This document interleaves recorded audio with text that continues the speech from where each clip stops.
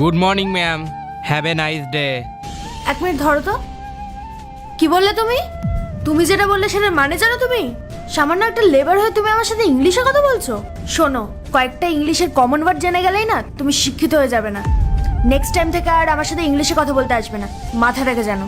কেন ম্যাডাম, আমি ইংলিশে কথা বললে সমস্যা কি আছে? আমি জানি তাই বলছি। কি হচ্ছে এখানে? আরে দেখুন না স্যার, দিনমজুরে কাজ করে আবার ইংলিশে ভটভট করছে। তাই ওকে বোঝাচ্ছি যে 2-4টে ইংলিশ ওয়ার্ড শিখে গেলেই পুরো ইংলিশ জানা হয় না। এক মিনিট। হ্যালো, হ্যাঁ নিশ্চয়ই, আমি আর কিছুদিনের মধ্যে আপনাদেরকে কনফার্ম জানিয়ে দেবো। হ্যাঁ, কী যে করবো এখন কিছুই বুঝতে পারছি না।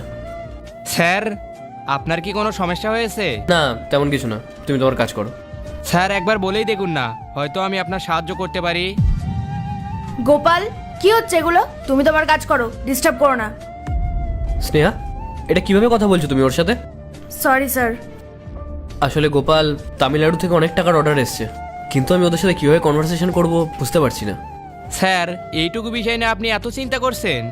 গোপাল, এটা তোমার কাছে এইটুকু বিষয় বলে মনে হচ্ছে? স্যার, আমি তামিল ল্যাঙ্গুয়েজ জানি, যদি আপনি চান তাহলে আমি ওনার সাথে কথা বলতে পারি। কি? তুমি তামিল ল্যাঙ্গুয়েজ জানো?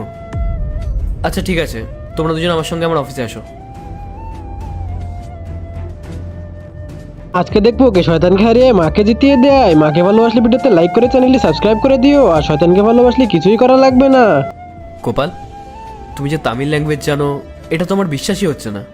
স্যার আপনি এটা কি বলছেন? গোপাল আপনাকে মিথ্যে কথা বলছে। ও একটা গরিব অশিক্ষিত মানুষ, ও কি করে তামিল ভাষা জানবে? স্নেহা, কাউকে এরপর কি এভাবে- হয় সেটা দেখতে চাইলে পার্ট 2 লিখে কমেন্ট করো।